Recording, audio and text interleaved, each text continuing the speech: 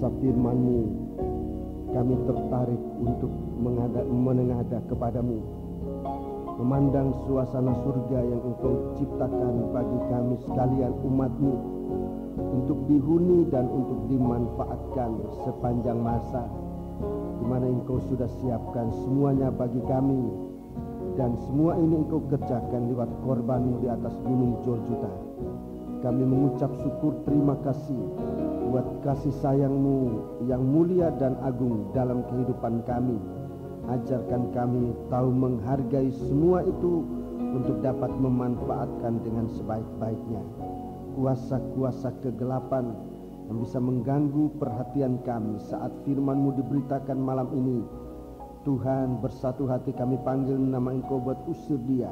Di dalam nama Tuhan Yesus Kristus, segala roh jahat, setan, kami ikat, kami perintahkan kamu semua dalam nama Yesus, pergi, darah Yesus yang berkuasa. Terima kasih Bapa, haleluya. Segala puji hormat dipersembahkan bagi Dikau. Kami berdoa mohon urapan roh-Mu yang suci menguasai hati dan pikiran kami, diarahkan hanya untuk Dikau Tuhan. Terima kasih Bapa. Hamba menyerahkan diri untuk Engkau pakai kiranya dalam pemberitaan firman pada malam hari ini. Biar sidang jemaat-Mu diberkati oleh Dikau. Dalam nama Yesus kami berdoa. Haleluya. Amin.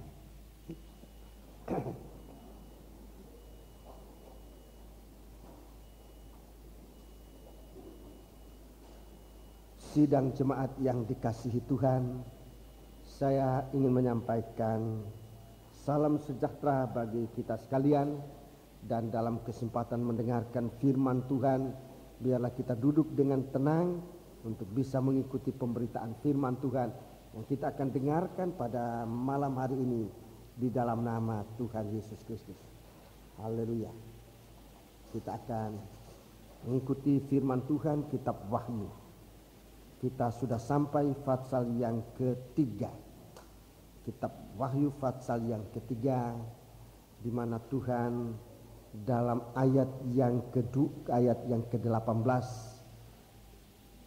Dia menganjurkan agar kita mendapat minyak untuk melumas matamu supaya engkau dapat melihat.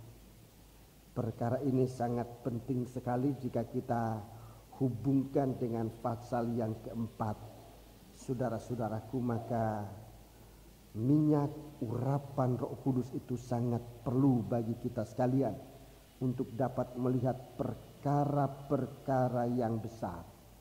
Ada dua macam perkara besar yang akan ditunjukkan oleh Tuhan sesudah Wahyu pasal 3 ini adalah dalam Wahyu pasal 4 dan Wahyu pasal 5. Ini berbicara tentang tabut perjanjian. Petinya dari tabut perjanjian. Tolong tabut perjanjiannya. Tabut perjanjian ini ada dua bahagian. Ada dua bahagian, terdiri dari yang pertama adalah tabut perjanjian itu sendiri, ya, tabutnya. Tabut dari perjanjian ini berbicara tentang gereja Tuhan yang kemudian dalam kesempurnaannya disebut menjadi mempelai wanita. Dan kemudian yang kedua adalah tutupan grafirat. Itu namanya yang sebenarnya, tutupan grafirat. Ini dalam bahasa Indonesia sehari-hari kita sebut tutupan pendamaian. Tutupan pendamaian itu terdiri dari 3 unsur yang kemudian kita sebut 3 oknum. Unsur pertama adalah tutupan itu sendiri, ya, bahwa tutupan itu sendiri itu bicara tentang Yesus Kristus anak Allah. Yesus Kristus anak Allah yang sudah datang ke dunia, disalibkan dan mati di atas gunung Golgota. Itu tutupan. Kemudian unsur yang kedua adalah kerubium yang pertama. Ya, kerubium yang pertama ini berbicara tentang oknum Allah Bapa. Oknum dari Allah Bapa. Kemudian unsur yang ketiga, kerubium yang lain. Ini kita sebut Allah Roh El Kudus. Sehingga di atas peti ini, di atas tabut ini ada tutupan pendamaian terdiri dari Yesus Kristus sebagai anak Allah, kemudian Allah Bapa dan Allah Roh El Kudus. Ini kerubium yang kedua, Allah Roh El Kudus. Jadi tutupan yang menaungi gereja Tuhan adalah Allah Bapa, ya, Allah Anak, ya, dan Roh Kudus, yaitu Tuhan Yesus Kristus. Pada malam ini kita akan mulai melihat apa yang ditunjukkan oleh Tuhan, yaitu dalam Wahyu pasal 4. Ini tentang tabut perjanjian. Wahyu pasal 4 ini tentang tabut perjanjian. Malam ini kita hanya akan banyak membaca lebih dahulu. Saya akan terangkan, tetapi lebih dahulu kita akan ikuti pembacaan bersama-sama. Dan karena pembacaan ini sangat penting, ini sesuatu hal yang di luar jangkauan kemampuan manusia untuk dapat mengalami, melihat, menjama dan sebagainya. Maka dalam pembacaan ini perlu perhatian serius dari kita sekalian, baik sidang jemaat maupun hamba-hamba Tuhan. Sekalipun sebagai hamba Tuhan kita sudah banyak kali membaca bahagian ini, tapi dalam kesempatan ini kita akan membaca secara serius lebih dahulu. Saya mohon kita akan ikuti pembacaan dengan sungguh-sungguh dan bacalah dengan jelas. Jangan terlalu cepat supaya pembacaan ini dapat diikuti oleh seluruh sidang jemaat. Mari, mulai ayat pertama. Seluruhnya hanya ada 11 ayat. Mari kita akan baca dengan baik-baik, penuh perhatian. Kemudian daripada itu, aku melihat sesungguhnya sebuah pintu terbuka di sorga, dan suara yang dahulu yang telah kudengar berkata kepadaku seperti bunyi sangkakala, katanya, naiklah kemari, dan aku akan menunjukkan kepadamu apa yang harus terjadi sesudah ini. Ya, terus segera aku dikuasai oleh Roh, dan lihatlah sebuah tahta terdiri di sorga, dan di tahta itu duduk seorang. Dan dia yang duduk di tahta itu nampaknya bagaikan permata yaspis dan permata sardis. Dan suatu pelangi melingkungi tahta itu, gilang gemilang bagaikan samrud rupanya. Dan sekeliling tahta itu ada 24 tahta, dan di tahta-tahta itu duduk 24 tua-tua yang memakai pakaian putih dan mahkota emas di kepala mereka. Dan dari tahta itu keluar kilat dan bunyi guruh yang menderu, dan 7 obor menyala-nyala di hadapan tahta itu. Itulah ketujuh roh Allah. Dan di hadapan tahta itu ada lautan kaca bagaikan kristal. Di tengah-tengah tahta itu dan di sekelilingnya ada 4 makhluk penuh dengan mata di sebelah muka dan di sebelah belakang. Adapun makhluk yang pertama sama seperti singa, dan makhluk yang kedua sama seperti anak lembu, dan makhluk yang ketiga mempunyai muka seperti muka manusia, dan makhluk yang keempat sama seperti burung nasar yang sedang terbang. Dan keempat makhluk itu masing-masing bersayap 6 sekelilingnya, dan di sebelah dalamnya penuh dengan mata, dan dengan tidak berhenti-hentinya mereka berseru siang dan malam, Kudus, Kudus, Kuduslah Tuhan Allah yang Maha Kuasa, yang sudah ada dan yang ada dan yang akan datang. Dan setiap kali makhluk-makhluk itu mempersembahkan puji-pujian dan hormat dan ucapan syukur kepada Dia yang duduk di atas tahta itu dan yang hidup sampai selama-lamanya. Maka tersungkurlah ke-24 tua-tua itu di hadapan Dia yang duduk di atas tahta itu, dan mereka menyembah Dia yang hidup sampai selama-lamanya.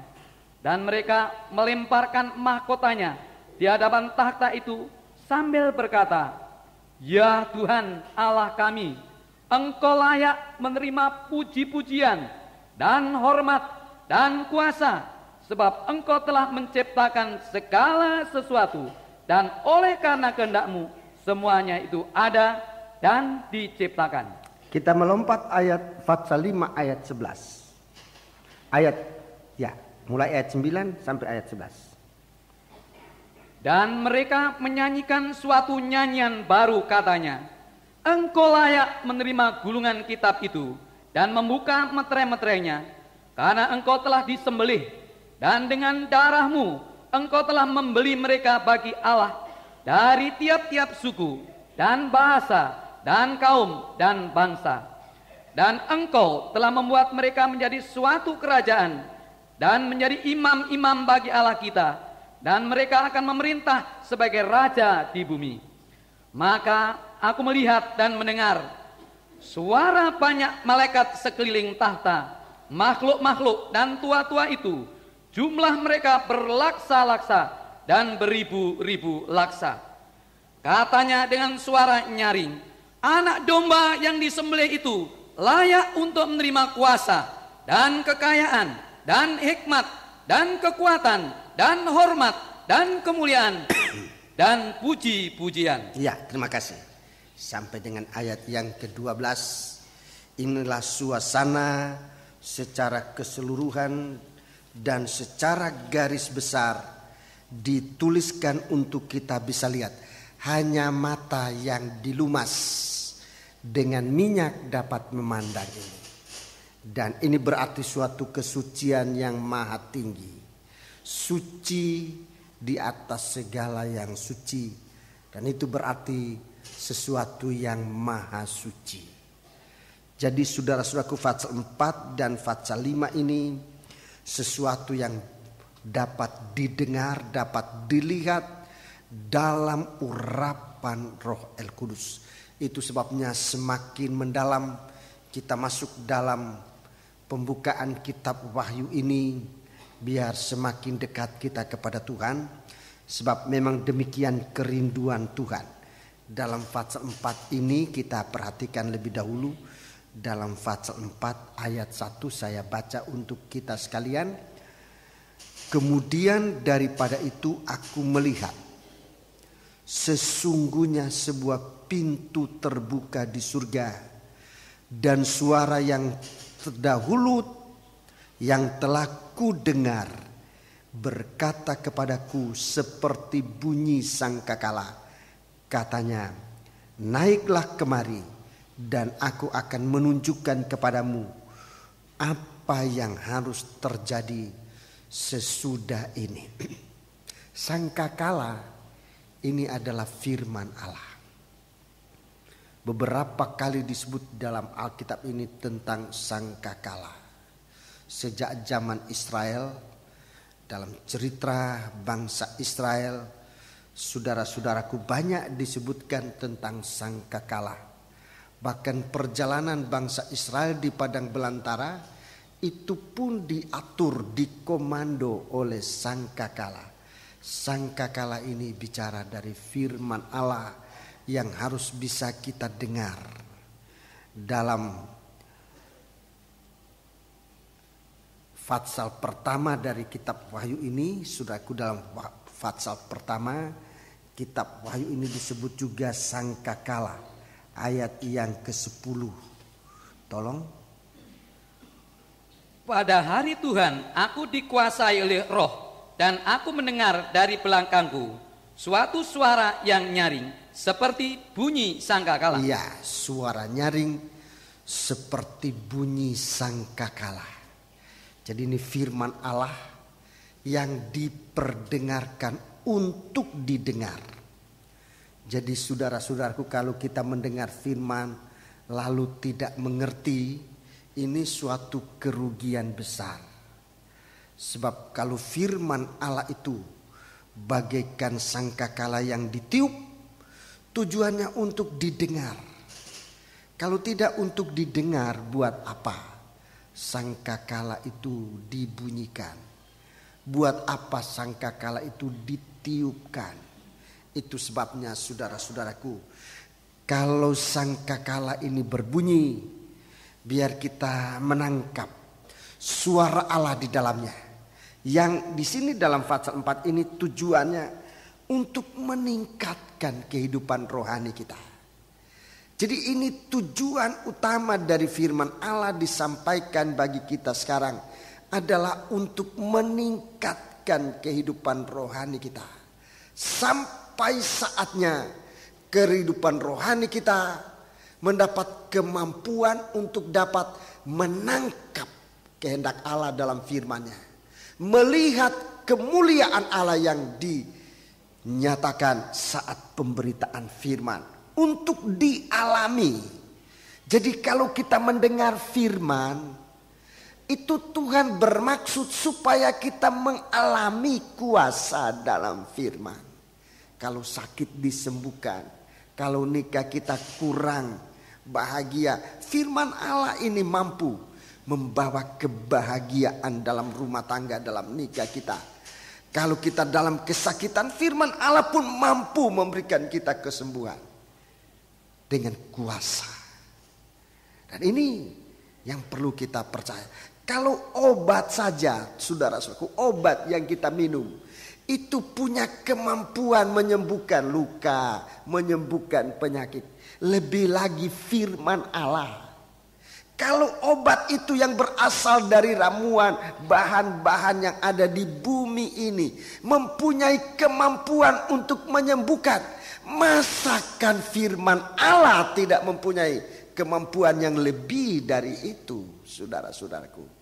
Hanya masalahnya di sini, mata kita tidak melihat, telinga kita tidak mendengar, sampai kuasa Allah itu menolong kita. Injil Markus pasal 4. Injil Markus pasal yang keempat. Injil Markus pasal yang keempat. Mari kita perhatikan. Jadi kalau firman Allah itu disampaikan, saudara-saudaraku, itu maksudnya supaya kita ini menjadi mendengar firman. Mari kita membaca. Kita membaca Fatsal ini dalam ayat yang ke-12. Ayat yang ke-12. Markus 4 ayat 12. Supaya sekalipun melihat mereka tidak menanggap. Iya. Sekalipun mendengar mereka tidak mengerti. Iya. Supaya mereka jangan berbalik dan mendapat ampun. Mendapat ampun dan disembuhkan. Dalam Injil yang lain disebut demikian. Itu sebabnya sangat kita memperhatikan firman Allah, supaya dengan mata kita bisa melihat, dengan telinga kita bisa mendengar, dan kembali kepada Allah, kembali kepada Tuhan untuk benar-benar mendapatkan pertolongan dari Allah di dalam segala hal. Puji Tuhan. Jadi dalam Fatsal ini, Fatsal 4 ini, kita mendengar suara Allah. Firman Allah itu bagaikan bunyi sangkakala. Itu maksudnya bersama dengan bunyi sangkakala ini ada suara yang berkata, naiklah kemari. perkataan naiklah kemari itu bicara tentang peningkatan rohani. Meningkatkan rohani kita. Bunyi sangkakala itu suatu tiupan yang menghasilkan bunyi yang bisa didengar sejauh mungkin. Naiklah kemari dan aku akan menunjukkan kepadamu apa yang harus terjadi sesudah ini. Mari, saudaraku, secara garis besar saya akan tunjukkan kepada saudara lebih dahulu lewat suatu tayangan ini. Kerajaan surga menurut Wahyu Fatsal yang keempat. Kerajaan surga menurut Wahyu Fatsal yang keempat. Jadi ini yang disebutkan kerajaan surga menurut Wahyu Fatsal yang keempat. Gambar ini sangat sederhana tapi sebenarnya indah sekali. Dan memang tidak ada orang mampu menggambarkan. Kalau ini pun saya gambarkan hanya untuk membantu bagaimana kita bisa membayangkan sejauh mana bagaimana indahnya kerajaan surga. Dalam ayat yang pertama tolong dibaca ayat yang pertama.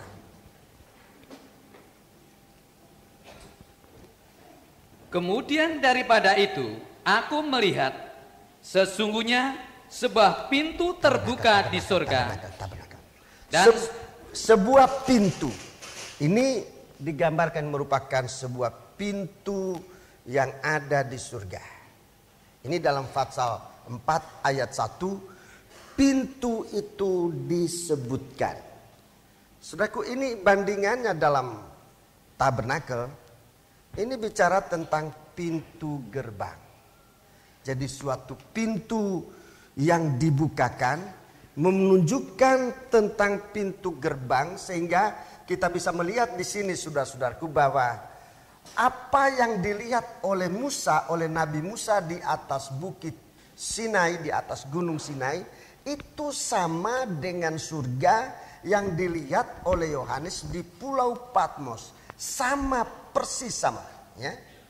Jadi apa yang ditunjukkan oleh Tuhan kepada Musa di bukit Sinai, saudara-saudaraku, untuk kemudian kepada Yehezkiel juga dinyatakan, ditunjukkan itu sama, persis sama. Yang Musa melihat pintu gerbang, saudara-saudaraku, Yohanes melihat sebuah pintu terbuka. Untuk yang pertama di sini menunjukkan tentang seorang yang duduk. Coba tolong baca ayat yang kedua, ayat yang kedua dan ketiga. Segera aku dikuasai oleh Roh dan lihatlah sebuah tahta. Ya. Sebuah tahta. Ini tahta, ya. Sebuah tahta. Terus terdiri di surga. Ya. Dan di tahta itu duduk seorang. Ya, duduk seorang. Dan dia yang duduk di tahta itu nampaknya bagaikan permata yaspis. Ya, nampaknya bagaikan permata yaspis. Permata yaspis ini sebenarnya warnanya hijau. Tetapi ini suatu permata yang disebut di sini, ini permata yang luar biasa sehingga merupakan permata yang terindah. Mungkin itu namanya intan yang bisa bercahaya, mengeluarkan cahaya yang luar biasa. Ya, terus? Dan permata sardis. Sardis itu warnanya merah. Sardis ini warnanya merah. Ini warna dari korban Kristus.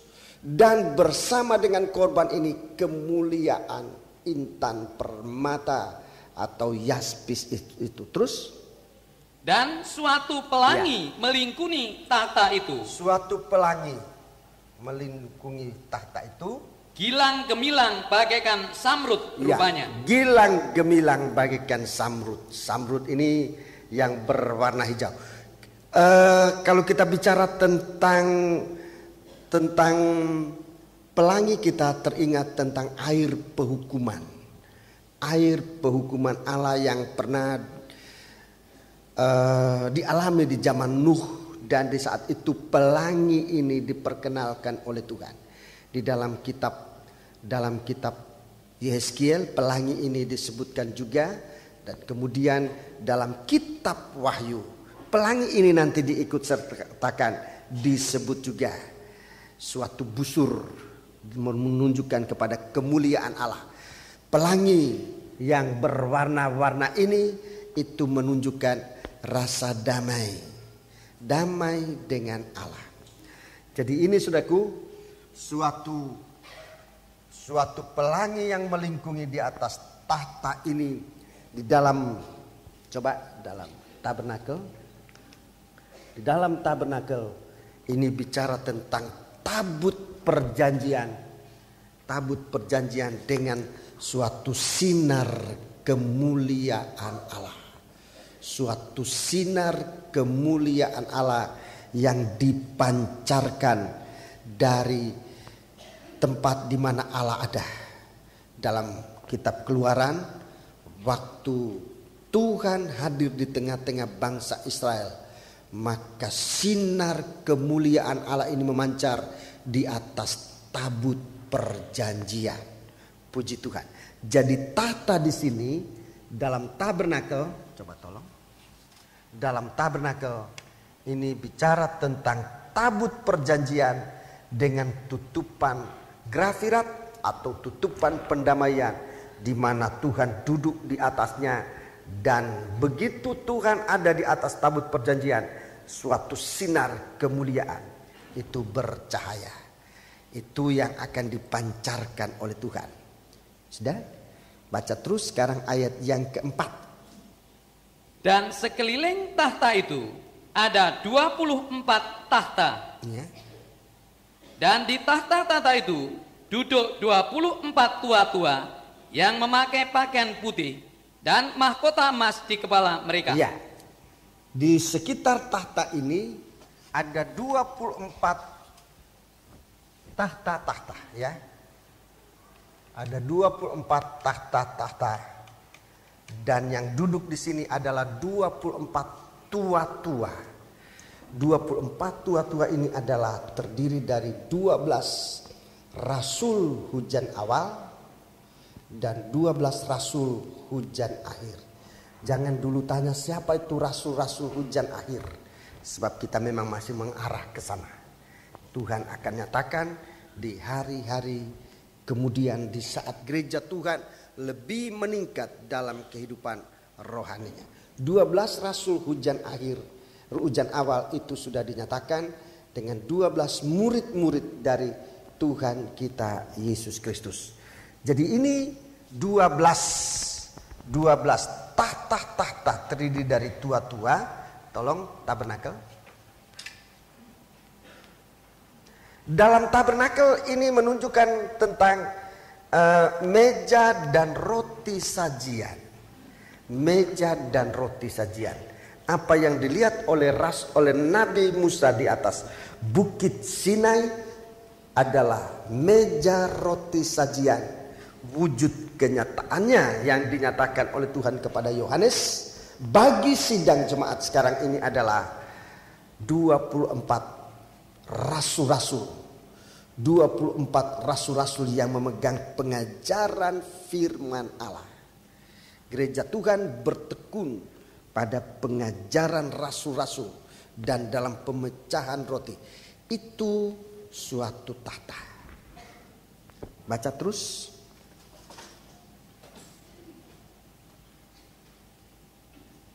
Dan dari tahta itu keluar kilat dan bunyi guruh yang menderu, dan 7 obor menyala-nyala di hadapan tahta itu. Itulah ketujuh roh Allah. Ya, 7 obor. Ini ya, semoga saudara bisa melihat 1, 2, 3, 4, 5, 6. Ini saya hanya tunjukkan lebih dahulu supaya saudara lihat. 1, 2, 3, 4, 5, 6, 7. 7 obor di hadapan Allah, itulah 7 roh Allah. Tabernakel.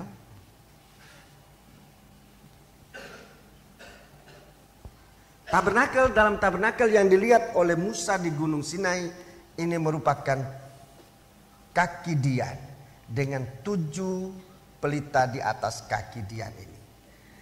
Jadi ada persamaan baik pada Nabi Musa yang dilihat Nabi Musa dalam tabernakel maupun kitab Wahyu pasal yang keempat.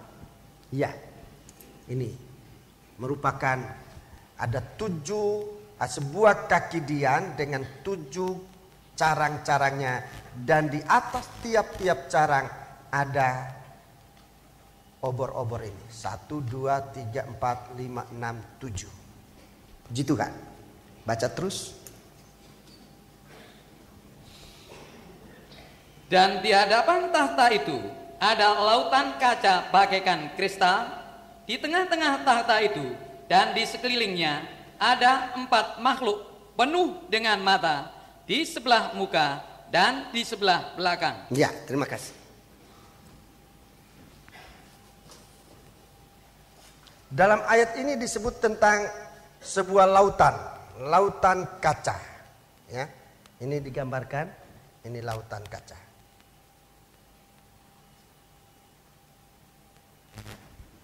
Di sekitar lautan kaca ini dalam kitab Wahyu, coba kita baca Wahyu pasal 15. Wahyu pasal yang ke-15. Wahyu pasal yang ke-15. Ayat yang kedua. Ayat yang kedua. Ayat pertama dan ayat yang kedua. Dan aku melihat suatu tanda lain di langit, besar dan ajaib. 7 malaikat dengan 7 malapetaka terakhir. Ya. Karena dengan itu berakhirlah murka Allah. Iya, terus. Dan aku melihat sesuatu bagaikan lautan kaca bercampur api, dan di tepi lautan kaca itu berdiri orang-orang yang telah mengalahkan binatang itu dan patungnya dan bilangan namanya. Pada mereka ada kecapi Allah. Ada kecapi Allah, puji Tuhan. Jadi ini saudaraku di dalam Wahyu pasal 4 ini merupakan lautan kaca. Wahyu pasal 15, lautan kaca ini tempat, di sekitar lautan kaca ini tempat orang-orang yang menang. Orang-orang yang menang mengalahkan binatang itu dan patungnya dan bilangan namanya. Ini orang yang menang atas antikris. Semoga kita berada semua di sana. Kerinduan kita demikian. Dan ini lautan kaca dalam tabernakel. Dalam tabernakel ini merupakan bejana pembasuhan. Ini dalam tabernakel merupakan bejana pembasuhan, tolong. Nah, ini bejana pembasuhan merupakan suatu lautan di zaman Nabi Soleman, Raja Soleman. Dia membuat juga semacam ini yang begitu besar, saudara-saudaraku. Tetapi bagi kita sekarang itu adalah baptisan air. Bagi kita adalah baptisan air. Coba saya tunjukkan urut-urutan baptisan air ini, bukan baru merupakan perintah Tuhan sekarang, tidak. Baptisan air ini sudah merupakan pengalaman dari anak-anak Tuhan sejak zaman Nuh. Baptisan air ini sudah sejak zaman Nuh, zaman manusia durhaka. Dalam 1 Petrus pasal yang ketiga, tolong dibaca. 1 Petrus pasal 3. Supaya kita lihat sudah bahwa baptisan air ini bukan perintah baru yang harus didiamkan begitu saja. Sejak zaman Nuh. Mari. 1 Petrus pasal yang ketiga. 1 Petrus pasal yang ketiga. Kita baca ayat yang ke-20 dan 21. Yaitu pada roh-roh mereka yang dahulu pada waktu Nuh. Iya. Tidak taat kepada Allah. Iya.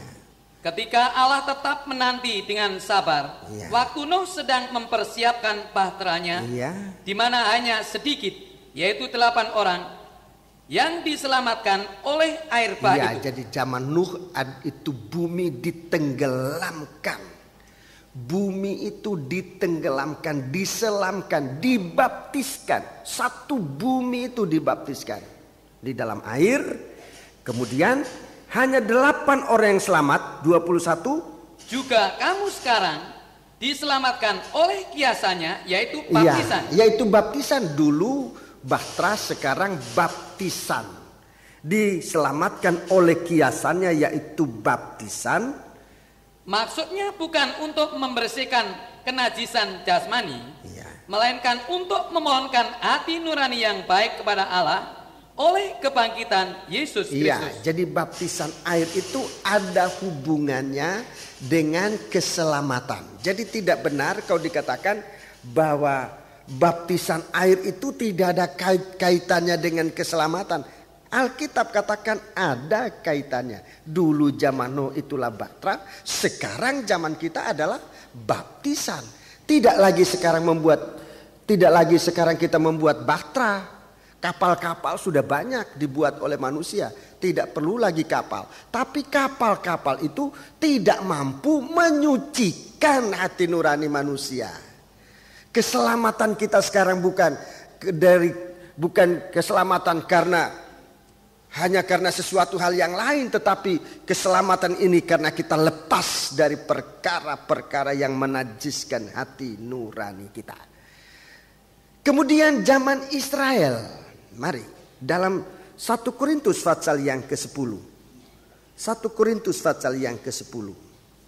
1 Korintus pasal yang ke-10. Kita baca ayat pertama. 1 Korintus pasal yang ke-10. Ayat yang pertama. Aku mau supaya kamu mengetahui, saudara-saudara, bahwa nenek moyang kita semua berada di bawah perlindungan awan, dan bahwa mereka semua telah melintasi laut. Ya, jadi bangsa Israel ini sudah melintasi laut. Apa maksudnya melintasi laut itu? Ayat 2. Untuk menjadi pengikut Musa. Iya. Mereka semua telah dibaptis. Perhatikan, untuk menjadi pengikut Musa, mereka dibaptis dalam awan. Iya. Dan dalam laut. Dibaptis dalam awan, itulah Roh Kudus, dan dalam laut, itulah baptisan air. Jadi di sini satu bangsa dibaptis. Zaman Nuh satu bumi dibaptis. Zaman bangsa Israel satu bangsa sekaligus dibaptis. Jadi mereka melintasi laut Kolsum, laut merah itu, saudaraku, di sini disebutkan suatu baptisan air. Kemudian di Gunung Sinai, di Bukit Sinai. Tolong tabernakelnya. Di Bukit Sinai. Tuhan ajarkan kepada Musa untuk disampaikan kepada bangsa Israel. Mereka sudah mengalami itu, saudaraku, di laut Kolsum itu. Tapi kemudian Tuhan ajar, apa itu yang kamu alami melewati laut Kolsum. Dalam tabernakel Tuhan tunjukkan kepada Musa tentang basuhan. Keluaran pasal 30. Saya hanya tunjukkan garis besar. Tidak mungkin saya menjelaskan secara jelas. Tapi secara garis besar, bagi saudara-saudara yang bersedia dibaptiskan air, ikuti dengan baik-baik. Ini suatu penjelasan yang rasanya jarang saudara terima, jarang disampaikan. Suatu kaitan yang sangat besar tentang baptisan air. Keluaran pasal yang ke-30, saudara baca. Keluaran pasal yang ke-30, Keluaran pasal 30 ayat 17 sampai 21. Berfirmanlah Tuhan kepada Musa, ya. Haruslah engkau membuat bejana dan juga alasnya dari tembaga untuk pembasuhan. Dan kau tempatkanlah itu antara kemah pertemuan. Ya. Antara kemah pertemuan, ini kemah pertemuan. Dan mezbah. Jadi antara ini, jadi tempatnya pun diatur. Sudah lihat? Bejana pembasuhan ini tempatnya pun diatur. Tidak seenaknya taruh di sini. Atau taruh di belakang sini, tidak. Tapi dia berada di antara kemah, ini kemah. Ya. Dia di antara kemah dan bejana pembasuhan. Jadi dan mezbah korban bakaran. Jadi dia persis di sini. tempatnya pun diatur, ya. Tempatnya pun diatur. Jadi kita dibaptis ini sesudah bertobat. Jangan dibaptis supaya bertobat, itu keliru. Sesudah bertobat kita dibaptis, baru kemudian melayani. Jadi bukan melayani supaya disucikan, itu terbalik. Disucikan supaya melayani. Mari kita baca. Dan terus. Kau taruhlah air ke dalamnya. Ya. Maka Harun dan anak-anaknya haruslah membasuh tangan dan kaki mereka dengan air dari dalamnya. Iya, terus apabila mereka masuk ke dalam kemah pertemuan. Iya, apabila mereka masuk ke dalam kemah, ke dalam ruangan suci dan ruangan maha suci, haruslah mereka membasuh tangan dan kaki dengan air, supaya mereka jangan mati. Ya, jadi jangan masuk tanpa membasuh kaki tangan ini. Sebab kalau masuk tanpa membasuh kaki tangan, mereka akan mati, melanggar peraturan Tuhan. Terus? Demikian juga apabila mereka datang ke mezbah itu, untuk menyelenggarakan kebaktian dan untuk membakar korban api-apian bagi Tuhan. Ya, jadi sudah perhatikan pelayanan imam dan imam besar, dia masuk, dia ke bejana pembasuhan, membasuh kaki dan tangan. Sesudah itu dia ke mezbah korban bakaran, mengambil darah. Ini berkepercayaan untuk memberitakan berita pendamaian. Darah ini dibawa masuk ke dalam ruangan suci. Ini untuk imam-imam, ya. Jadi pelayanan imam-imam demikian, imam besar dan imam-imam. Terus? Haruslah mereka membasuh tangan dan kaki mereka, supaya mereka jangan mati. Perhatikan, baca terus. Itulah yang harus menjadi ketetapan bagi mereka untuk selama-lamanya, bagi dia dan bagi keturunannya turun-temurun. Iya, ayat 17, haruslah engkau membuat bejana. Ayat yang ke-21, itulah yang harus menjadi ketetapan. Jadi baptisan air ini bukan mau atau tidak mau. Kalau kita ingin masuk ke dalam surga, bukan mau atau tidak, tetapi ini suatu ketetapan. Jadi sejak zaman Nuh, bangsa Israel keluar dari Mesir, sekarang di padang belantara, Tuhan ajarkan menjadi suatu ketetapan, menjadi suatu peraturan yang Tuhan berikan. Suatu peraturan yang Tuhan berikan untuk kita lakukan. Sekarang zaman kita sekarang bukan lagi baptisan air, bukan lagi bejana pembasuhan, tetapi bagi kita sekarang adalah baptisan air. Baptisan air. Begitu pentingnya baptisan air ini, saudaraku. Yang tadi saya katakan tidak bisa kita katakan itu kalau mau atau kalau tidak mau. Baptisan air itu begitu penting sehingga untuk memberitakan tentang baptisan air ini, saudara-saudaraku, Tuhan mengutus seorang yang terbesar di antara segala manusia. Sebut saja siapa manusia yang saudara anggap besar dari zaman dulu sampai sekarang. Sebut saja siapa manusia terbesar. Yohanes Pembaptis lebih besar dari mereka. Yohanes Pembaptis lebih besar dari Napoleon Bonaparte. Yohanes Pembaptis lebih besar dari kaisar manapun juga yang pernah ada. Raja manapun yang pernah ada. Sebab Alkitab mengatakan Yohanes Pembaptis dialah yang terbesar di antara manusia yang dilahirkan oleh wanita. Coba tolong baca ayatnya, Matius 11 ayat 11. Matius 11 ayat yang ke-11. Aku berkata kepadamu, sesungguhnya di antara mereka yang dilahirkan oleh perempuan, tidak pernah tampil seorang yang lebih besar daripada Yohanes Pembaptis. Namun yang terkecil dalam kerajaan surga lebih besar daripadanya. Jadi Yohanes Pembaptis ini manusia terbesar. Kalau baptisan air itu perkara kecil, tidak besar, Buat apa kirim orang besar? Cukup pesuruh saja. Kalau suatu negara mengirimkan suatu berita ke suatu negara yang lain, kalau berita itu berita besar, saudara-saudaraku, sedikitnya menteri yang diutus. Sedikitnya menteri yang diutus untuk menyampaikan berita. Sebab berita itu berita besar. Kalau berita kecil, tulis surat saja sudah. Begitu juga dengan baptisan air itu. Sesuatu hal yang sangat besar. Suatu aturan yang harus diterapkan di dunia ini.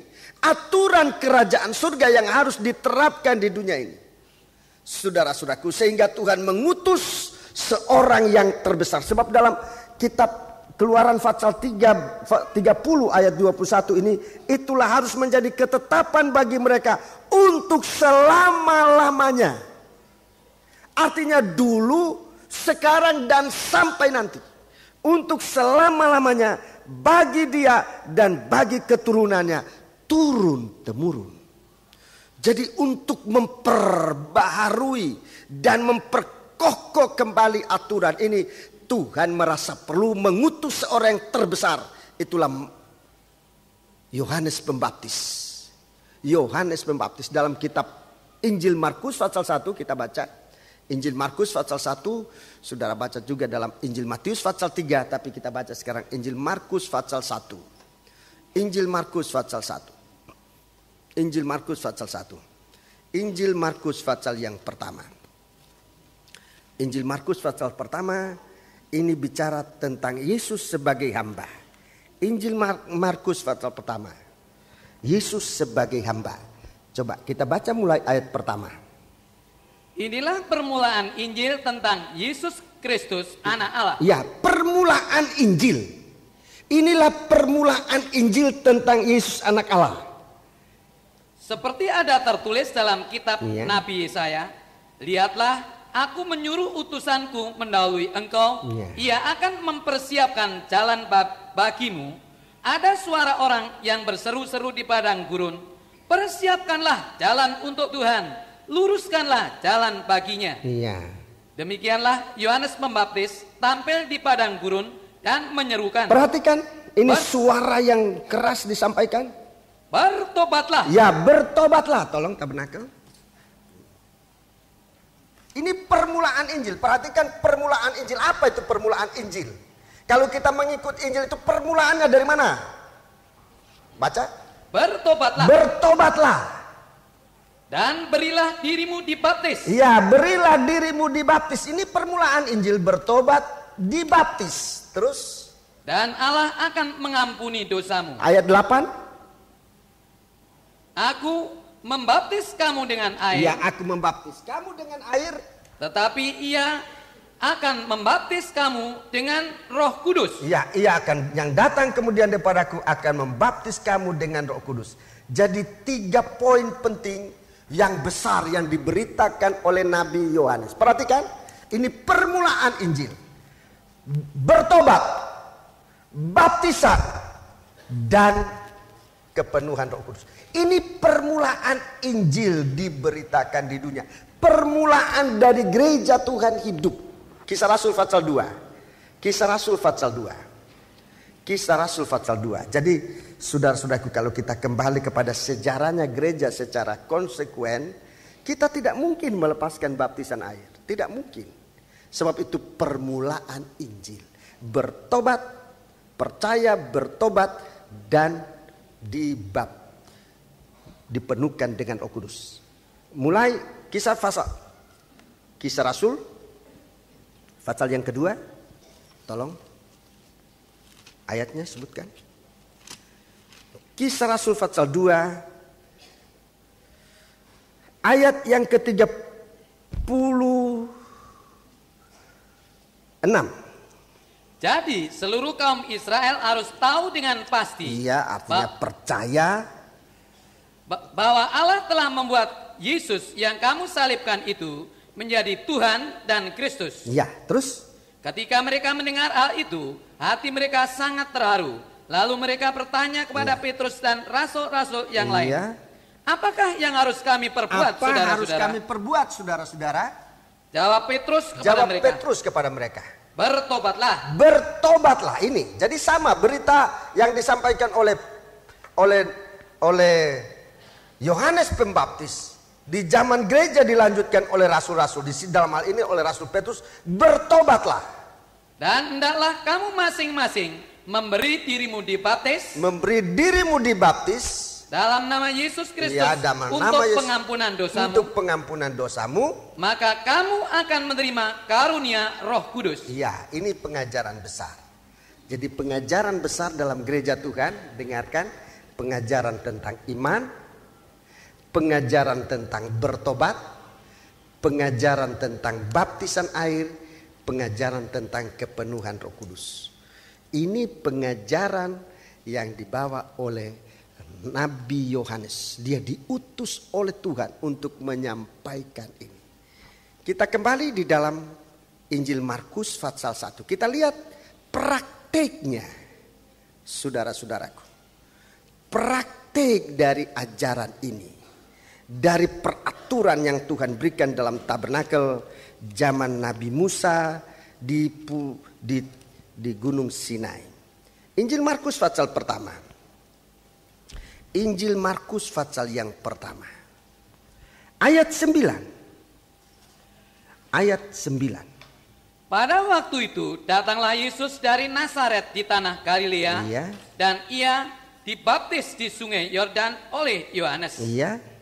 Pada saat ia keluar dari air, ia melihat langit terkoyak. Iya. Dan roh seperti burung merpati turun ke atasnya. Iya. Lalu terdengarlah suara dari surga, engkaulah anak yang kukasihi, kepadamulah aku berkenan. Iya, tadi saya katakan seorang imam maupun imam besar, ya, imam dan imam besar, kalau masuk ke dalam tabernakel dalam melayani, lebih dahulu mereka ke bejana pembasuhan. Kita lihat dalam Injil Markus yang menceritakan tentang Yesus sebagai hamba. Sebagai imam, bahkan dia adalah imam besar. Sebelum ia melayani, saudara-saudaraku, sebelum ia melayani, lebih dahulu ia dibaptis. Dia belum melayani apa-apa, saudaraku, dalam pasal 1 ini nanti kita melihat sesudah ini baru dia ke padang gurun, baru kemudian dia memanggil murid-muridnya dan mengerjakan pekerjaan-pekerjaan mujizat. Saudara-saudaraku, Tuhan dalam praktek hidupnya sebagai imam besar di bumi ini, dia ikut langkah dari tabernakel. Dia tidak lebih dahulu mengerjakan pekerjaan-pekerjaan Allah, tapi lebih dahulu dia datang ke bejana pembasuhan. Dia datang kepada Yohanes Pembaptis, dibaptis di sungai Yordan oleh Yohanes. Untuk apa? Untuk menggenapi peraturan yang Tuhan sudah berikan menyangkut bejana pembasuhan. Sebelum engkau masuk ke dalam pelayanan yang lebih dalam ataupun mengambil darah dari bejana, dari mezbah korban bakaran, lebih dahulu engkau datang kepada bejana pembasuhan, kebaptisan air. Yesus dibaptiskan. Yesus tidak berdosa. Tetapi kalau Yesus di sini dibaptiskan, itu untuk memberi teladan bagi kita. Kalau Yesus dibaptiskan kemudian dia bisa berkata, seperti aku dibaptis, demikian juga kamu dibaptiskan. Markus pasal 10. Markus pasal yang ke-10. Jadi di sini dia dibaptiskan untuk menjadi teladan. Seperti aku dibaptiskan, demikian juga kamu harus dibaptiskan. Markus pasal 10. Kita baca ayat yang ke-38 dan 39. Tetapi kata Yesus kepada mereka. Kata Yesus kepada mereka. Kamu tidak tahu apa yang kamu minta. Dapatkah kamu meminum cawan yang harus kuminum? Dan dibaptis. Cawan yang harus kuminum. Cawan ini bicara tentang salib Tuhan. Sebelum Tuhan naik di atas kayu salib, dia minum cawan yang penuh dengan kutukan dosa itu. Dapatkah kamu minum cawan yang harus kuminum? Ini bicara tentang sengsara salib. Terus? Dan dibaptis dengan Ya. baptisan yang harus kuterima. Dan dibaptis dengan baptisan yang harus kuterima. Terus? Jawab mereka, dapat. Kami dapat. Yesus berkata kepada mereka, memang kamu akan meminum cawan yang harus kuminum. Perhatikan. Dan akan dibaptis dengan baptisan yang harus kuterima. Dengan baptisan yang harus aku terima. Jadi ini tidak mau atau tidak. Sebagai imam besar harus dibaptis. Dan kita pengikut-pengikutnya juga harus dibaptis. Bukan mau atau tidak mau, harus dibaptis. Jadi di zaman sekarang ini adalah zaman baptisan air. Hanya ada satu baptisan dalam Alkitab. Sekarang banyak macam baptisan. Boleh dikata hampir setiap gereja membuat baptisannya sendiri. Saya tidak ingin untuk saudara-saudaraku menghakimi baptisan itu, baptisan sana, tidak. Tapi saya akan menunjukkan baptisan yang ada di dalam Alkitab. Dan di sini jelas, seperti aku dibaptis, demikian juga kamu dibaptis. Di dalam Efesus pasal 4 di sana disebutkan hanya ada satu baptisan. Efesus pasal 4. Jadi supaya kita lihat di dalam Alkitab itu berapa macam baptisan. Hanya ada satu baptisan. Efesus pasal 4. Efesus pasal 4. Ayat yang kelima. Satu Tuhan, satu iman, satu baptisan. Iya, satu Tuhan, satu iman, satu baptisan. Seperti Kristus dia adalah kepala dari tubuh, demikian juga gereja itu adalah tubuhnya. Jadi seperti Kristus itulah kepala dibaptis, demikian juga tubuh ini dibaptis. Jadi tidak kepala dibaptis lain, tubuh dibaptis lain, tidak. Satu baptisan. Seperti aku adalah kepala, demikian juga kamu adalah gereja Tuhan, pengikut-pengikutnya Tuhan dibaptis. Jadi satu baptisan. Sekarang masalah baptisan, masalah yang paling rumit dalam gereja Tuhan. Paling rumit, saya katakan paling rumit. Dalam pelayanan saya menemukan rumitnya ini, paling rumit. Dan sangat sensitif sekali soal baptisan air. Tetapi kita tidak usah terlalu ikutkan rumitnya itu. Kembali saja kepada Alkitab. Kembali saja apa yang Alkitab katakan. Kalau kita dengar si An itu bicara begini, si ini, masing-masing lain bicaranya. Tetapi saudara-saudaraku, yang menetapkan kebenaran adalah Alkitab. Kita kembali ke Alkitab. Apa katanya Alkitab? Alkitab katakan satu baptisan.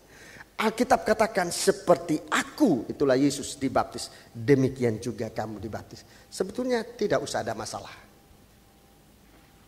Oh, aku sudah 2 kali dibaptis. Menurut kata siapa 2 kali dibaptis? Kata Alkitab, mungkin saudara belum dibaptis.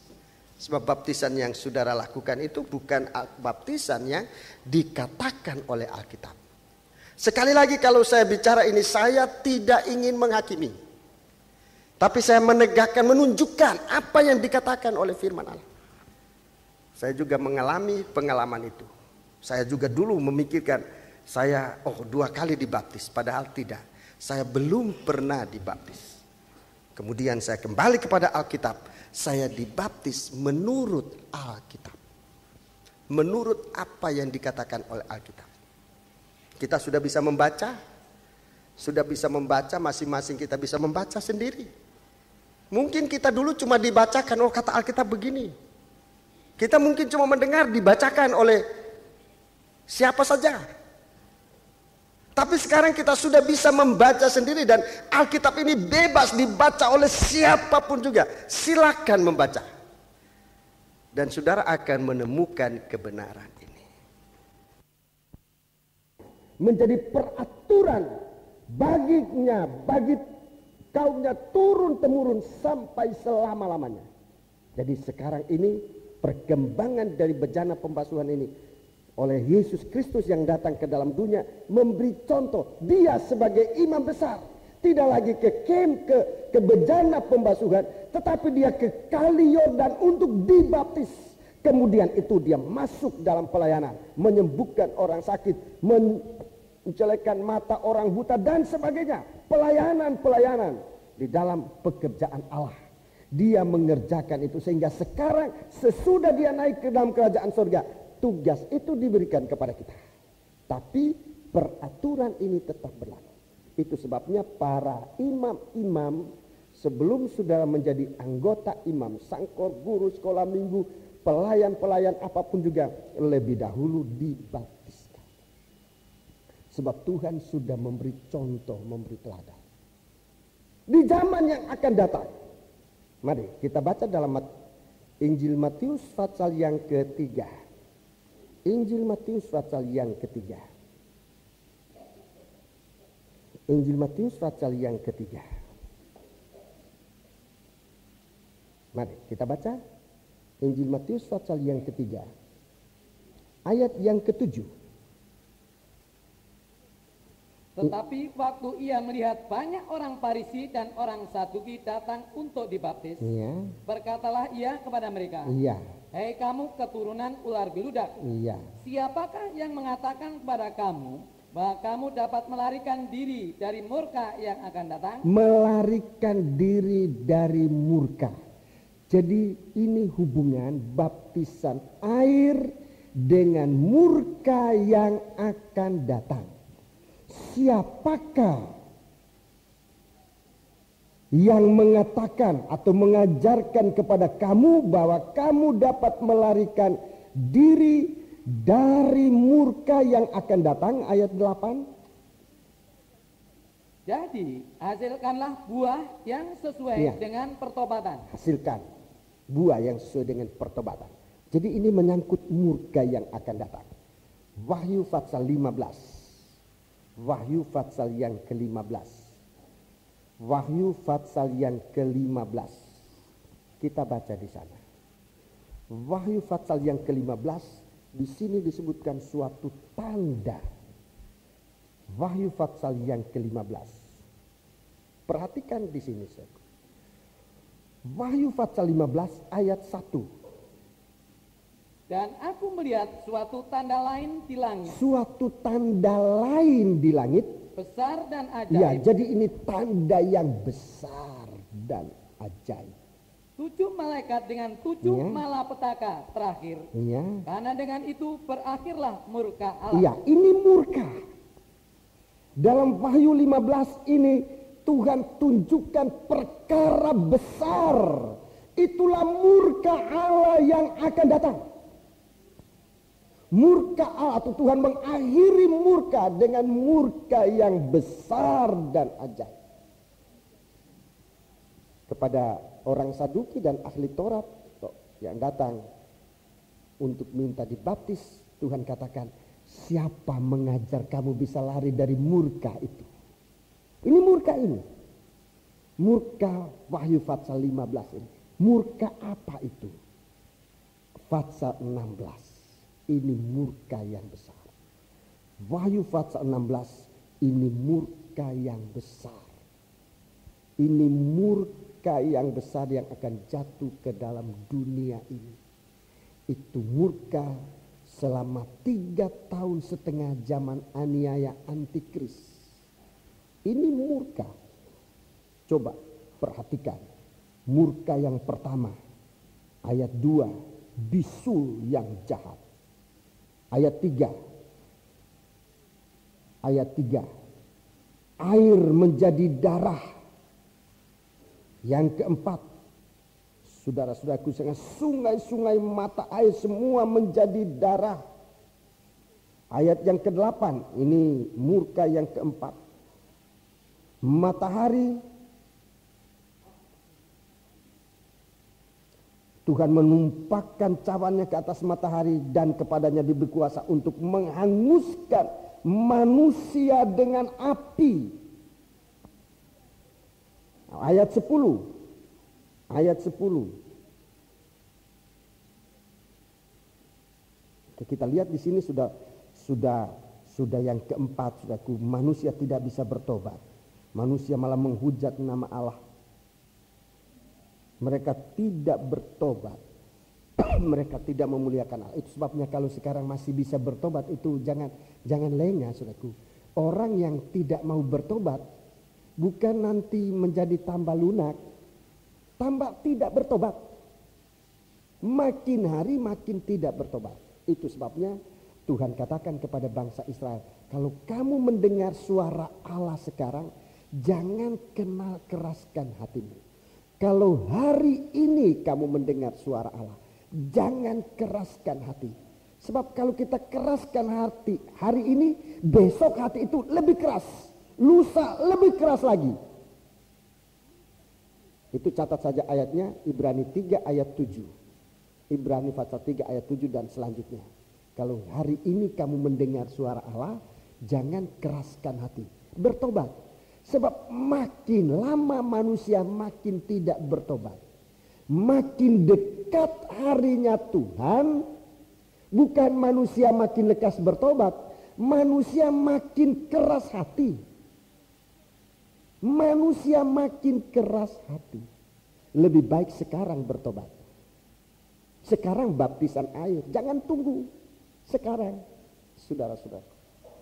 Sebab makin hari, hati itu makin bertobat. Coba lebih baik baca ayat 8. Wahyu 16, ini murka yang akan datang. Orang tidak bertobat itu hidup dalam murka Allah.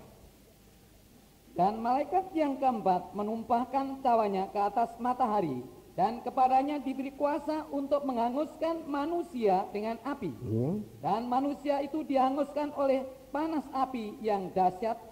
Dan mereka menghujat nama Allah. Begitu menderita malah menghujat nama Allah yang berkuasa atas malapetaka itu. Dan mereka tidak bertobat untuk memuliakan Dia. Mereka tidak bertobat. Ayat 10.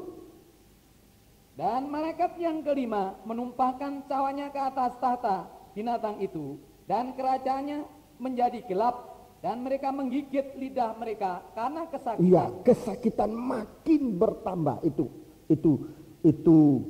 Itu malapetaka murka Allah yang kelima. Terus? Dan mereka menghujat Allah yang di sorga karena kesakitan dan karena bisul mereka. Tetapi mereka tidak bertobat dan perbuatan-perbuatan mereka dari perbuatan-perbuatan mereka tidak bertobat. Kalau hari ini kamu mendengar suara, jangan keraskan hati. Kepada orang Saduki dan ahli Taurat, orang Farisi yang datang untuk minta dibaptis, Nabi Yohanes mengatakan, siapa ngajar kamu bisa lari dari murka Allah yang akan datang? Ini murka ini yang ini. Saudara-saudara, Nabi Yohanes tunjukkan saat baptisan air. Jadi saudara-saudaraku, baptisan air sangat berguna buat kehidupan kita. Sangat berguna. Saudara-saudara, sangat berguna. Bertobat itu sangat berguna. Ibrani pasal yang ketiga.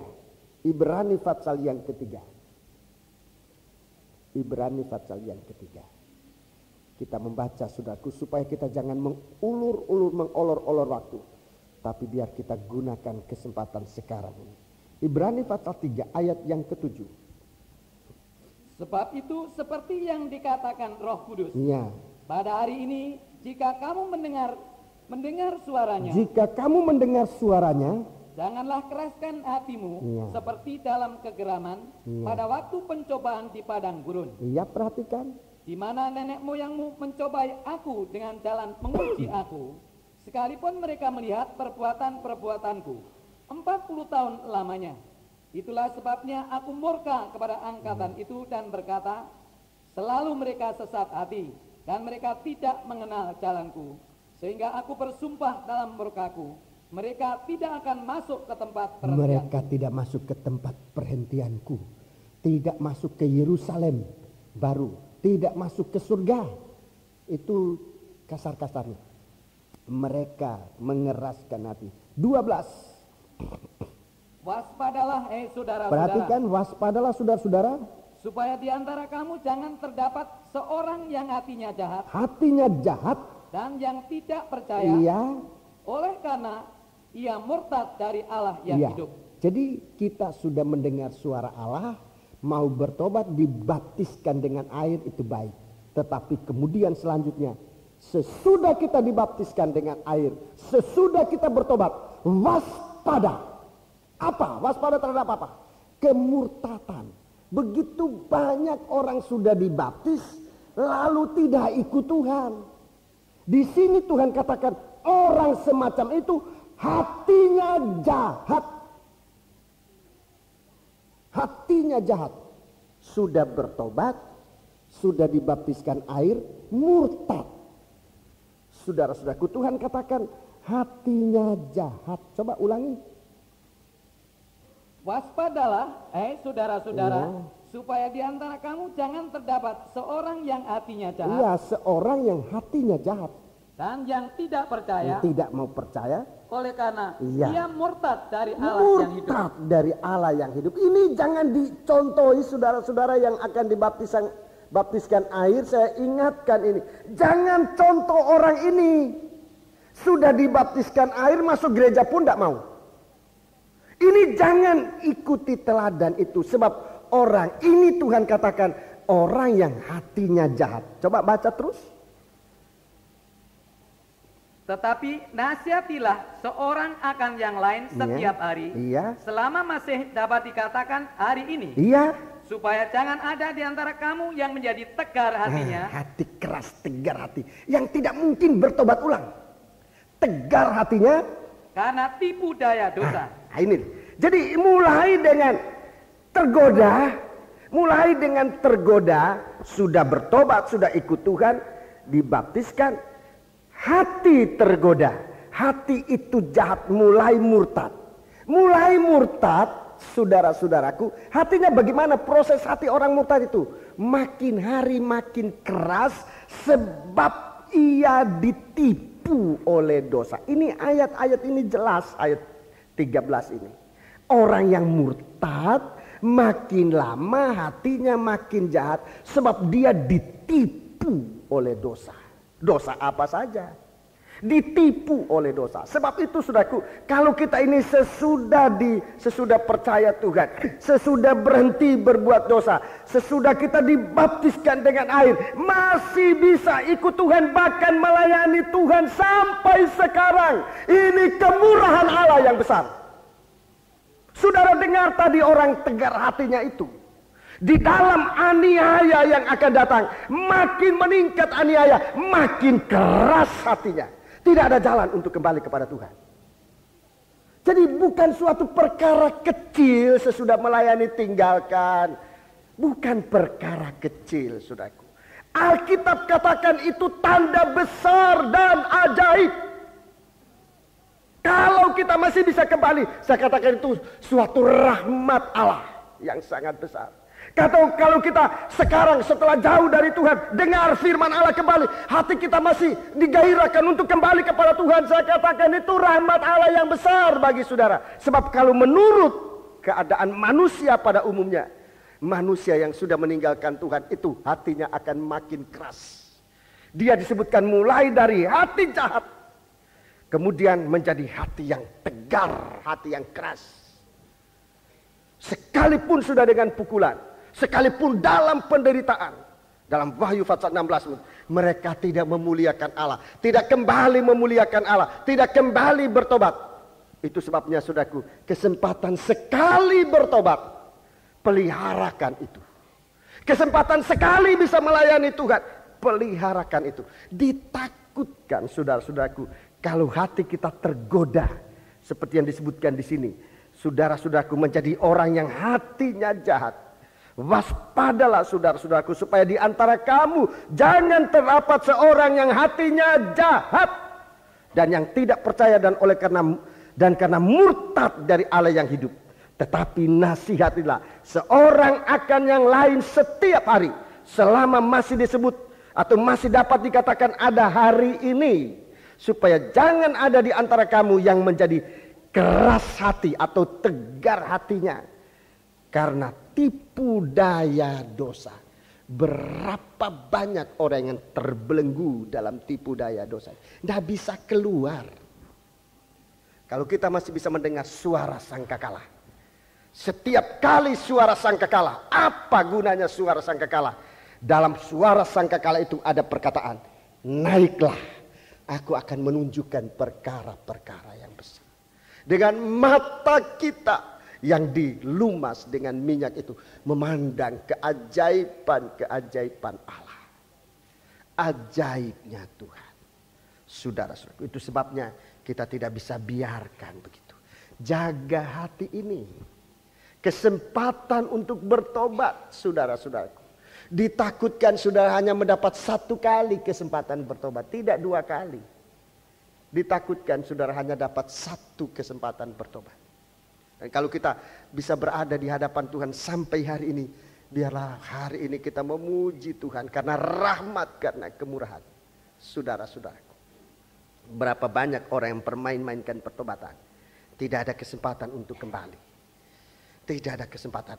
Makin menderita makin jauh dari Tuhan. Tapi kalau kita sekali teguran Tuhan, bahkan mungkin sekali cambuknya Tuhan, kita sudah sadar. Rasul Paulus katakan, maksudnya supaya kita kembali kepada bagian kekudusannya. Kita dibasuh. Seorang hamba Tuhan di zaman gereja sekarang ini, saudara-saudaraku, yang banyak mengalami menderita, namanya Sundar Singh. Sadhu Sundar Singh, seorang Sundar Singh yang suci, orang India.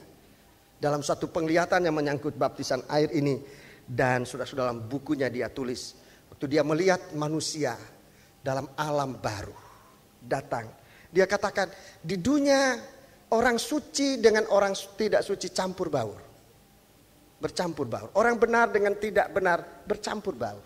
Tetapi begitu masuk ke dalam alam yang lain, dan dia lihat apa yang dilihat ini, dilihat oleh Rasul Yohanes di Pulau Patmos, dan dia lihat sebuah laut kaca.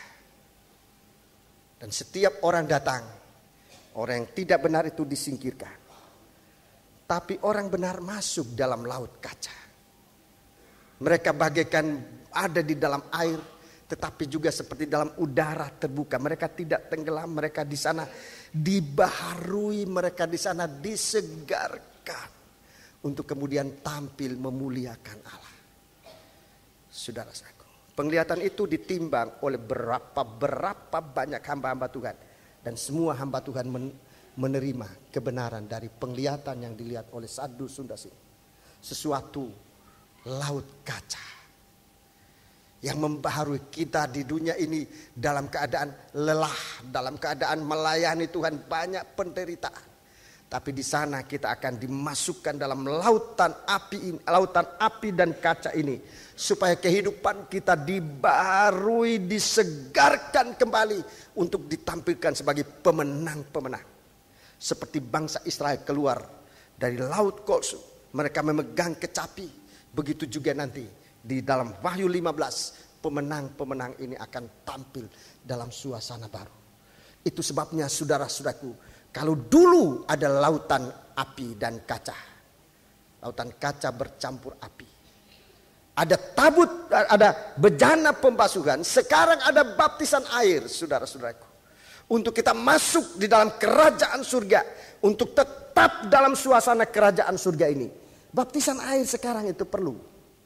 Dan saudara-saudaraku, betapa pentingnya baptisan air. Tidak ada alat, coba dalam tabernakel, tidak ada alat dalam tabernakel yang menjadi guncingan dalam gereja Tuhan melebihi dari baptisan air. Itu satu hal yang dibuat begitu tidak jelas dalam gereja Tuhan. Pemberitaan tentang baptisan air dibuat begitu tidak jelas, dibuat menjadi sangat ringan, sampai menjurus untuk ditiadakan. Padahal sesuatu hal yang sangat penting yang harus ada dalam kehidupan gereja Tuhan ke umat manusia. Itu sebabnya dalam kesempatan ini saya beritakan, berbahagia saudara-saudara yang hati saudara digerakkan. Kalau hari ini hatimu digerakkan oleh Tuhan, jangan keraskan hati. Kalau hari ini engkau mendengar suara Allah bagaikan bunyi sangkakala, jangan keraskan hati. Bagi saudara-saudara yang mungkin sudah dibaptiskan air di zaman dulu, dan sudah mendengarkan ini, saya ingin dibaptis lagi. Saya mau lihat baptisan itu. Kalau baptisannya itu sudah benar, Tidak perlu dibaptis lagi. Saudara membasuh kaki seperti Yohanes 13 dalam Injil Yohanes pasal 13. Membasuh perjalanan hidup dengan firman Allah. Membasuh tangan. Artinya perbuatan-perbuatan dan pendirian perjalanan hidup kita sehari-hari dibasuh oleh firman Allah. Setiap kali kita menerima teguran firman Allah, berubah sesuai dengan teguran firman Allah. Tidak usah kembali kepada baptisan air, sebab baptisan airmu sudah betul. Kecuali baptisan airmu belum betul, itu diulangi. Itu sebabnya kalau saudara mau dibaptiskan kembali, saya ingin lihat baptisan airmu dulu bagaimana. Tapi kalau baptisan air itu sudah benar, tidak perlu dibaptiskan kembali. Di gereja manapun. Ya, puji Tuhan. Itu sebabnya saudara-saudaraku, sesuatu hal yang sangat dirongrong oleh kuasa kegelapan di hari-hari ini adalah justru baptisan air. Kalau berbakti boleh dikatakan ada rongrongan, tetapi tidak sehebat baptisan air. Cenderung untuk ditiadakan oleh gereja Tuhan, bukan oleh orang luar. Meringankan baptisan air bukan oleh orang luar, justru oleh orang gereja. Kalau melarang berbakti, banyak kali rintangan itu datang dari faktor-faktor luar. Tapi kalau baptisan air bukan faktor luar, itu sebabnya saya katakan paling dalam. Sebab ia datang dari dalam hati manusia. Sebabnya kita perhatikan di sini. Tolong kita lanjutkan sedikit. Saya mau tunjukkan Wahyu 4 ini. Jadi sesudah kita melihat lautan kaca, lautan api, lautan kaca bercampur api, itu baptisan air. Dalam Wahyu pasal 5 tadi, tolong baca beberapa ayat. Wahyu pasal 5. Wahyu pasal 5, tolong beberapa ayat saja. Engkau sudah tersembelih. Tolong bacakan. Ayat yang ke-9. Ya. Dan mereka menyanyikan suatu nyanyian baru, katanya, engkau layak menerima gulungan kitab itu dan membuka meterai-meterainya, karena engkau telah disembelih, Iya. dan dengan darahmu engkau telah membeli mereka bagi Allah dari tiap-tiap suku dan bahasa dan kaum dan bangsa. Ya, terima kasih. Itu adalah mezbah korban bakaran. Mezbah korban bakaran. Coba dalam tabernakel, mezbah korban bakaran. Anak domba Allah disembelih dan dibakar. Darahnya dicurahkan. Untuk kemudian dipercikkan ke seluruh tabernakel. Ke seluruh tabernakel. Ya, darah itu dipercikkan ke seluruh tabernakel. Itu mezbah korban bakaran. Kita kembali Wahyu pasal 4. Ayat yang ke-6 tadi, di tengah-tengah takhta itu dan di sekelilingnya ada 4 makhluk penuh dengan mata di sebelah muka dan di sebelah belakang. Ini saya.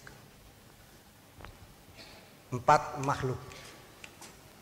Makhluk yang pertama, coba tolong baca ayat yang ke-7. Adapun makhluk yang pertama sama seperti singa. Sama seperti singa. Ya. Dan makhluk yang kedua sama seperti anak lembu. Sama seperti anak lembu. Dan makhluk yang ketiga mempunyai muka seperti muka manusia. Iya, muka manusia. Dan makhluk yang keempat sama seperti burung nasar yang sedang terbang. Iya, puji Tuhan. Jadi 4 macam binatang ini, saudara-saudaraku, 4 macam makhluk. Yang pertama, 4 macam makhluk ini tidak termasuk kerobiun, tidak. Tapi dia sebetulnya sama dengan manusia ciptaan Allah. 4 makhluk ini, saudara-saudaraku, ini bicara tentang orang-orang yang hidup benar. Ini akan saya jelaskan pada kesempatan-kesempatan berikut. 4 makhluk ini adalah orang-orang yang sekarang ada di surga. Mereka penuh dengan Allah, penuh dengan kemuliaan Allah di dalam rohnya yang suci. Mereka yang pertama adalah Henokh, yang kedua adalah Musa, yang ketiga adalah Elia, yang keempat adalah Tuhan Yesus Kristus sendiri. Ada 4 makhluk. Ini ada hubungan ciptaan kemanusiaan, tetapi mereka dipenuhi dengan keilahian. 4 Saat hidup 4 makhluk ini, saudara-saudaraku, dia yang bergerak cepat. Saudara-saudaraku, dia bergerak cepat di tengah-tengah dalam kerajaan surga ini. Dan mereka ini, saudara-saudaraku, adalah makhluk atau orang-orang yang sudah pernah ada di dunia ini. Dan semua ikut naik. Dan sekarang berada di dalam kerajaan surga. Ini hal-hal yang akan diterangkan di kemudian hari nanti. Tapi saya tunjukkan lebih dahulu. Mereka ini adalah Henokh, kemudian Musa, Elia, dan Tuhan Yesus. Tabernakel. Di dalam tabernakel mereka adalah 4 tiang yang menyangga.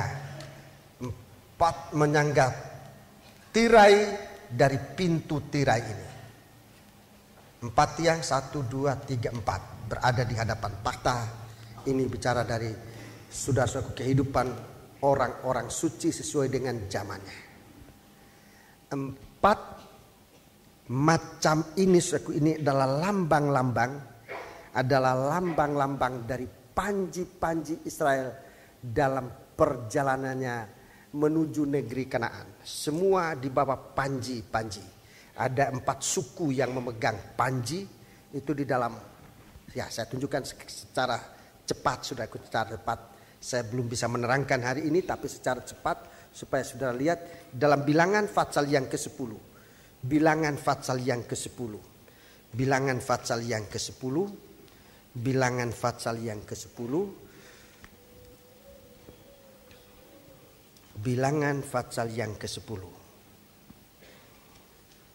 Ini panji dengan lambang-lambang yang ada. Saudara-saudara, Bilangan pasal yang ke-10.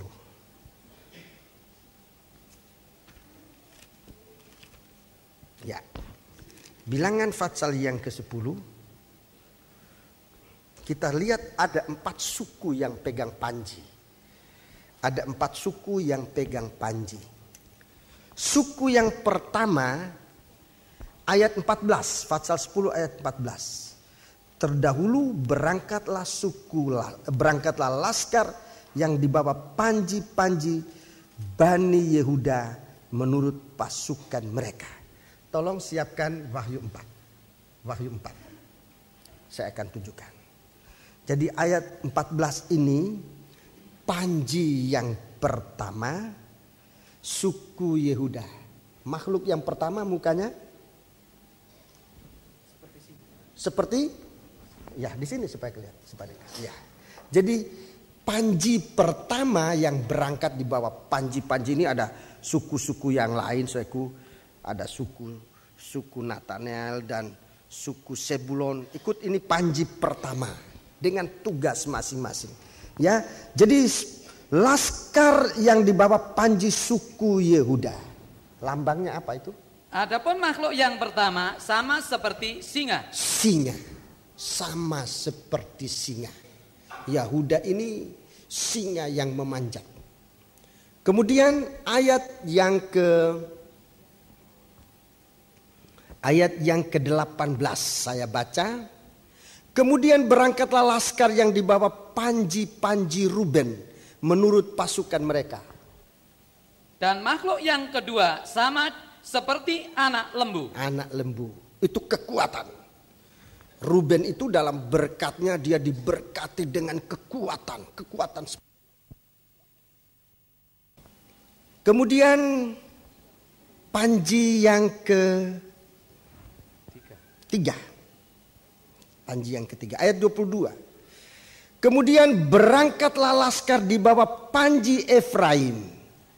Dan makhluk yang ketiga mempunyai muka seperti muka manusia. Iya, Efraim. Seperti muka manusia. Efraim ini saudara-saudaraku berkatnya lain.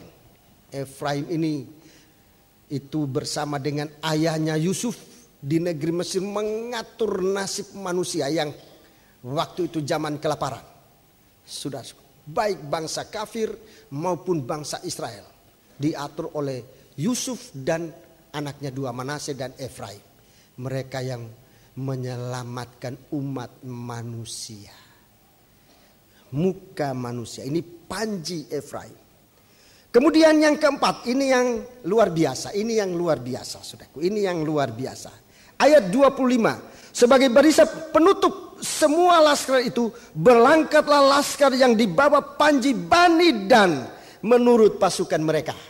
Dan makhluk yang keempat sama seperti burung nasar yang sedang terbang. Iya. Saudara-saudaraku, saudara lihat bagaimana nasib kita bangsa kafir ini. Panji Dan ini, saudara-saudaraku, orang Dan ini menggambarkan. Saya tidak bisa jelaskan hari ini, tapi di suatu waktu saya akan jelaskan. Bani Dan ini mewakili kita bangsa kafir, bangsa yang tidak terhitung. Tapi bangsa yang kemudian dipakai oleh Tuhan. Untuk apa yang terutama? Ada dua hal yang dilakukan oleh bangsa kafir. Pertama, bangsa kafir adalah yang paling giat dalam membangun tabernakel. Suku Dan ini adalah suku yang membangun tabernakel. Pelaksanaan pembangunan tabernakel dikerjakan oleh suku Dan. Itu luar biasa. Bangsa kafir, kegiatan bangsa kafir dalam membangun tabernakel itu luar biasa di hari-hari ini. Suatu barisan penutup itu artinya sesudah ini tidak ada lagi kegiatan. Dengarkan baik-baik ini, saudara. Sesudah kegiatan bangsa kafir, kalau kita lihat sekarang bangsa kafir masuk di dalam kegiatan perjalanan menuju ke Yerusalem, itu sudah barisan penutup. Dalam ayat yang saya ulang baca ayat 24, ayat yang ke-20, sebagai barisan penutup semua laskar. Ini bangsa Dan. Dia punya lambang apa? Burung nasar. Saudara, di sini letak tempat yang hanya di sini tempat bangsa kafir. Hanya di sini. Seperti orang Dan ini kesempatan diizinkan untuk masuk dalam kegiatan pembentukan tubuh Kristus, itu nomor satu yang besar yang dikerjakan oleh bangsa kafir. Yang kedua, bagaikan burung nasar yang menanti-nantikan Tuhan. Bangsa kafir ini apa artinya kalau dia tidak menantikan Tuhan? Bangsa kafir ini hanya ada artinya kalau dia sebagai bangsa yang harus tersisih, tapi dia duduk dengan setia menantikan Tuhan. Hanya di situ tempat saudara dan tempat saya. Di bawah panji ini, saudara-saudaraku. Hanya di bawah panji itu kita mendapat jalan keselamatan. Kita bangsa kafir. Ini barisan penutup. Kalau bangsa kafir tidak mau menantikan Tuhan, apa nasibnya bangsa kafir? Hanya di sini tempat kita. Dua tempat. Dalam Keluaran pasal 31, bangsa kafir turut membangun tabernakel. Dalam Bilangan pasal 10, bangsa kafir menantikan Tuhan. Itulah tempat kita. Hanya itu, saudara. Kita bangsa yang tidak punya Allah, tidak punya pengharapan di dunia ini. Tapi kita diberi oleh Tuhan kesempatan masuk turut giat. Ibadah ini bukan sekedar ibadah, tapi ini kegiatan membangun rumah Allah. Bangsa kafir mendapat kesempatan terbesar, tapi bangsa kafir itu juga mendapat kesempatan untuk menantikan Tuhan. Siapa yang menantikan Tuhan? Yesaya pasal 40, tolong baca. Yesaya pasal 40, itu tempat bangsa kafir. Di bawah lambang itu, lambang dari Bani Dan. Saudara-saudaraku, untuk kita sekarang, Yesaya pasal ke-40, di situ tempat jalan keselamatan kita. Menantikan Tuhan. Jangan hati keras, jangan kita murtad dari Allah, tapi biarlah kita sungguh-sungguh. Ayat 29 sampai dengan 31. Dia memberi kekuatan kepada yang lelah, Ya. dan menambah semangat kepada yang tidak berdaya. Iya. Orang-orang muda menjadi lelah dan lesu, dan taruna-taruna jatuh tersandung. Ya. Perhatikan. Tetapi orang-orang yang menanti-nantikan Orang-orang yang menanti-nantikan Tuhan mendapat kekuatan baru. Haleluya. Mereka seumpama Raja Wali yang Ya. naik terbang. Di bawah lambang ini kita bangsa kafir berada. Burung Raja Wali yang sedang terbang. Di bawah lambang ini kita berada. Bangsa kafir di dalam ibadah, dalam pelayanannya. Di situ letak tempat yang paling tepat bagi kita bangsa kafir. Ulangi 31. Tetapi orang-orang yang menanti-nantikan Tuhan mendapat kekuatan baru. Mendapat kekuatan baru.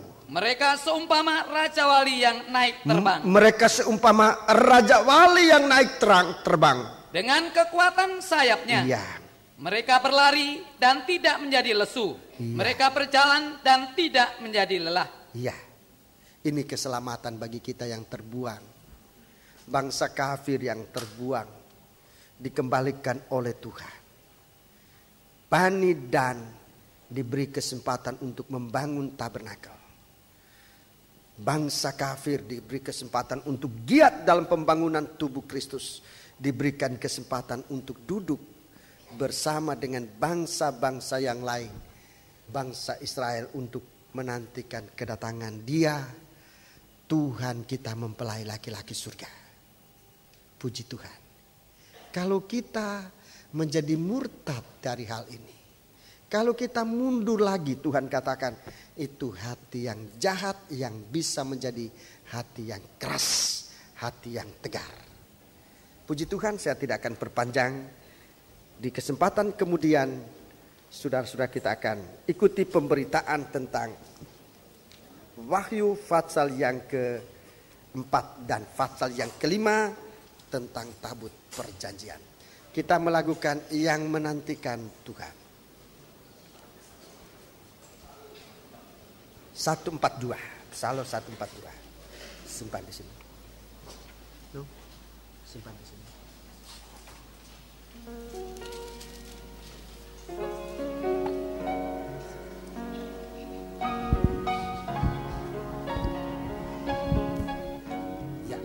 Kita bangkit berdiri, pelayan perjamuan suci.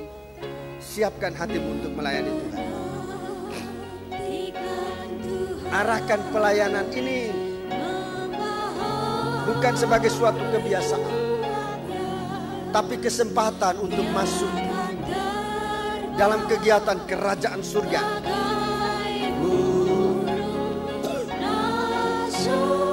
Haleluya. Dia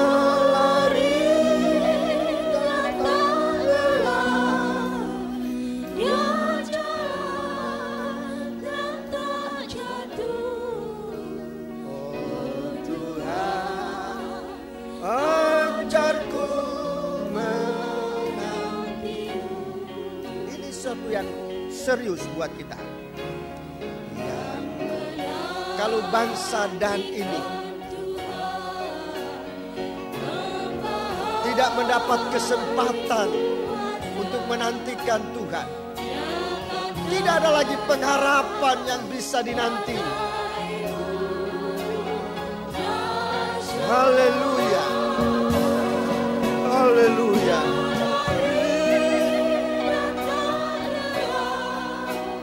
Yang jalan dan terjatuh, oh Tuhan, ajarku menantimu.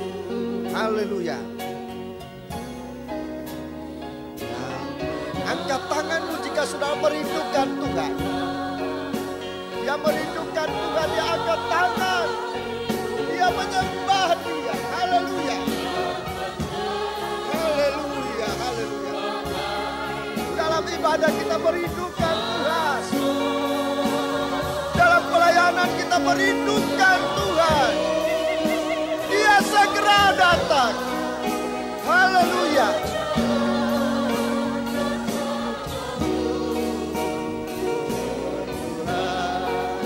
Ajarku menanti, yang menantikan Tuhan.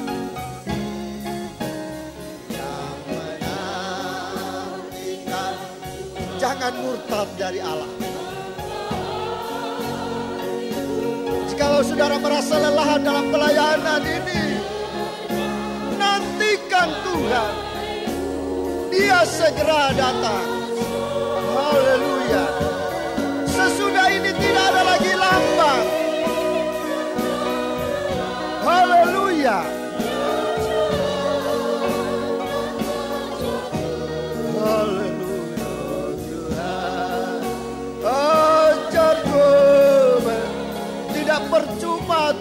jadikan tempat buat bangsa kafir yang menantikan Tuhan. Haleluya. Ya Rabbalah Basai. Haleluya, haleluya. Haleluya, haleluya. Jangan ada yang gugur. Tuhan, jangan ada di antara kami yang harus binasa. Kami sudah mendengar sangkakala ini. Haleluya. Haleluya, haleluya. Kata jatuh, oh Tuhan, ajar kebenaran yang menantikan Tuhan. Biar di antara sekian jutaan miliaran manusia yang menantikan Tuhan, kita ada di sana sebagai bangsa kafir, pasukan terakhir. Ya Rabbalawasai, ya Rabbalawasai, ya Rabbalawasai, ya Rabbalawasai. Haleluya, haleluya. Tuhan, jangan ada di antara kami yang jatuh karena tidak menantikan Engkau dalam pelayanan ini. Haleluya. Ya Rabbalawasai, ya Rabbalawasai, ya Rabbalawasai. Jangan ada di antara kami yang lemah karena kami beribadah tidak menantikan Engkau, Tuhan. Biar ibadah ini ibadah yang menantikan Engkau datang kembali, Tuhan. Pelayanan dari orang-orang berjaga-jaga akan hari kedatangan-Mu. Kami bangsa kafir, bangsa yang terbuang, bangsa yang tidak punya pengharapan. Tapi Engkau perhatikan kami di bawah lambang yang besar ini. Engkau berikan kami tempat, Tuhan. Haleluya. Ajar kami menantikan, ajar kami memanfaatkan tempat yang Kau berikan bagi kami. Haleluya, haleluya. Untuk selamat, untuk bisa menikmati suasana surga, Tuhan. Haleluya, haleluya. Haleluya, haleluya. Ampuni sidang-Mu, ampuni kami hamba-hamba-Mu. Dalam pelayanan kami, seringkali kami tidak menantikan Engkau. Seringkali kami tidak, dalam pelayanan kami, tidak dalam penantian. Tapi kami leka, Tuhan. Ampuni kami, Bapa. Ya Rabbalawasai, ya Rabbalawasai. Haleluya, haleluya. Haleluya, haleluya. Kami agungkan Engkau, Tuhan. Haleluya, haleluya. Engkau sediakan tempat bagi kami, pasukan bangsa kafir ini. Haleluya. Pasukan ular meludak, Tuhan. Kami bangsa kafir yang ada dihukum. Tapi Engkau memanggil kami, Tuhan. Haleluya. Ya Rabbalawasai, ya Rabbalawasai, ya Rabbalawasai. Haleluya, haleluya. Haleluya, haleluya. Ya Rabbalawasai, ya Rabbalawasai. Haleluya. Baharui kekuatan kami, Tuhan. Haleluya, haleluya. Haleluya, haleluya, haleluya. Haleluya,